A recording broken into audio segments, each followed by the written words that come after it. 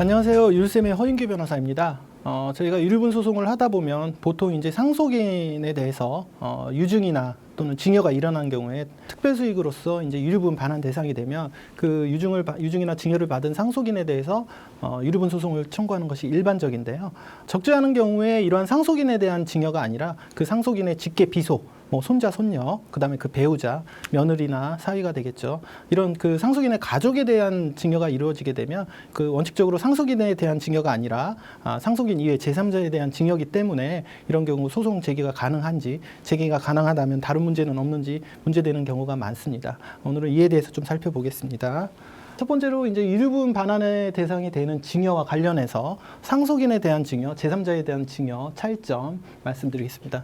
이에 대해서는 저희가 뭐 이전 영상에서 상당히 많이 설명을 드렸기 때문에 간단히 체크하고 넘어가면 상속인에 대한 증여는 그 증여 시기, 기간에 제한이 전혀 없습니다. 다만 이 유류분 제도는 79년 1월 1일부터 시행이 됐기 때문에 그 이전 78년 12월 31일 이전 증여는 제외가 된다는 거 체크하시면 될 것 같고요. 그 다음에 제3자에 대한 증여, 즉 상속인에 대한 증여 가 아니라 제3자에 대한 증여에 대해서는 그 증여 시기와 관련해서 상속 개시 전 1년간에 행한 것만 포함이 된다.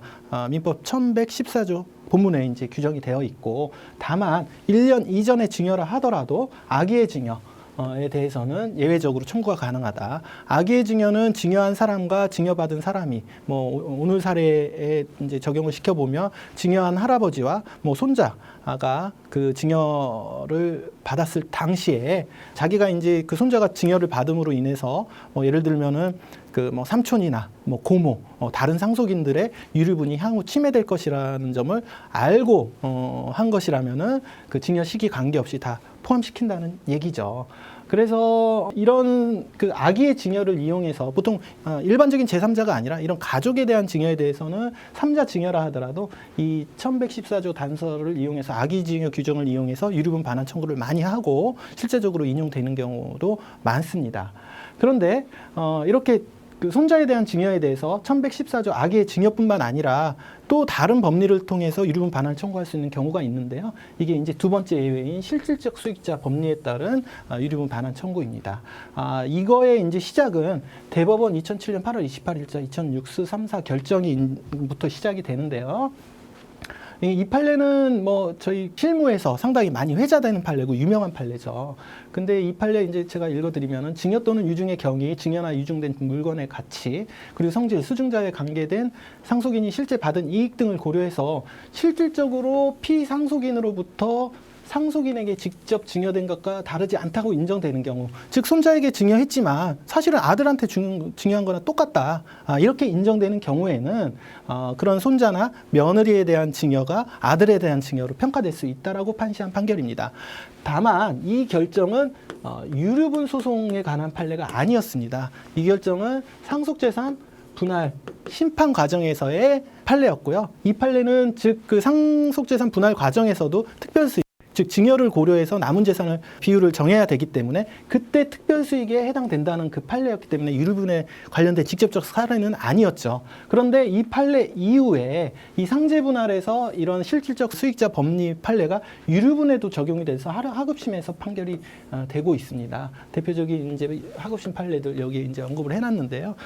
결론적으로 이런 실질적 수익자 법리는 상제분할뿐만 아니라 유류분 기초재산에 포함시키는 그 증여 재산을 판단할 때도 적용이 된다라고 하는 것입니다. 그래서 정리하자면은 3자에 대한 증여, 원칙 1년간 행한 증여뿐만 아니라 1년 이전 증여라 하더라도 이러한 악의 증여, 1114조 단서뿐만 아니라 이 대법원 결정에 의해서 유류분 반환 청구를 할 수 있다. 이렇게 정리하시면 될 것 같습니다. 그래서 계속 말씀을 드리면 그러면은 이제 손자나 며느리에 대한 증여가 있었을 때 이제 소송을 누구를 피고로 정해야 하는지에 대해서 좀 살펴보면요. 원칙적으로 이제 첫 번째로 악의의 증여는 당연히 1년 이전 증여를 하더라도 악의 증여의 경우에는 단서에 의해서 제3자에 대해서 청구가 가능하기 때문에 당연히 손자, 증여받은 사람, 손자 또는 며느리를 상대로 이제 피고를 지정하면 되는데 아무 문제가 없습니다. 다만 이때는 그 유류분 반환 원칙에 따라서 증여받은 그 재산이 부동산이라면 원물 반환 원칙에 따라서 지분 반환하는 것이 원칙이고, 지분 반환이 이제 불가능 특수한 경우가 있죠. 그런 경우에 예외적으로 가액 반환이 가능하다는 거 이렇게 이해하시면 될 것 같고요. 이제 두 번째로 이제 실질적 수익자 법리, 즉 손자가 받은 것이 아들이 받은 거와 동일하다. 그런 법리에 의해서 이제 소송을 청구원인으로 해서 제기하게 되면, 이때 피고는 그 실질적 수익자 법리에 따라서 손자가 부동산을 받았지만 실질적으로는 아들이 받았다라고 하는 거기 때문에 아들이 피고가 돼야 되는 것이 맞습니다.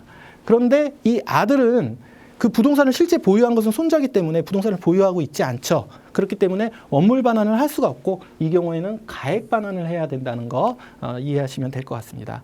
그러면 이것처럼 악의의 증여를 주장할 것이냐, 실질적 수익자 법리를 주장할 것이냐, 이거 항상 판단을 해야 되는데요. 생각 같아서는 두 개 다 주장해서 둘 중에 하나만 인정받으면 되는 거 아니냐라고 생각하실 수 있죠. 그래서 보통 안전하게 하기 위해서는 이 두 가지 청구 원인을 실무적으로 선택적 또는 예비적 청구를 하고 있는데요. 이렇게 하셔도 됩니다.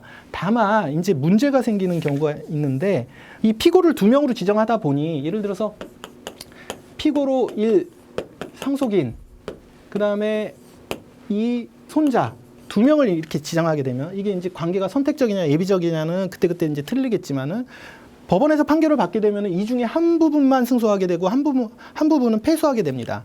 근데 이제 소송을 전부 승소하게 되면 이제 소송 비용의 문제에 있어가지고 그 소송 비용을 패소자에게 이제 청구를 할 수가 있는데, 보통 상대방을 한 명만 지정해서 전부 승소하게 되면 자신이 이제 그 지불한 소송 비용을 대법원 규칙에 의해서 어느 정도 보상을 전부 받을 수가 있는데, 이렇게 한쪽은 승소, 한쪽은 패소하는 경우에는 이게 이쪽에 대해서는 소송 비용을 받을 수 있지만 이쪽에 대해서는 소송 비용을 받지 못하기 때문에 결론적으로 소송 비용을 보존받지 못하는 이제 실무적인 문제가 발생하게 되죠. 그래서 이런 부분과 관련해서는 두 명을 다 소송을 제기할 것이냐, 아니면 한 명을 소송을 제기할 것이냐는 지금 원칙적으로 뭐가 옳다 그렇다라고 지금 말씀드릴 수는 없고요. 구체적으로 상담을 내방하셔서 하신다면 저희가 그에 맞게 가장 적합한 방식으로 저희가 이제 권고를 해드리고 있습니다. 그래서 오늘은 이 그 손자 며느리에 대한 증여와 관련해 가지고 일반적인 내용과 함께 피고를 누구로 지정해야 되는지에 대해서까지 이제 살펴봤습니다. 별거 아닌 것 같지만은 상당히 저희 이제 소송을 진행하다 보면 이 부분 판단하기가 어려운 부분이 있기 때문에 좀 정리 좀 할 겸 이 영상을 마련을 했습니다.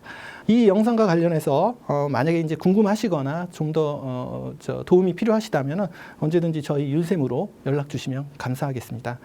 오늘 영상 여기까지 하고 저는 다음 영상에서 다시 뵙겠습니다. 감사합니다.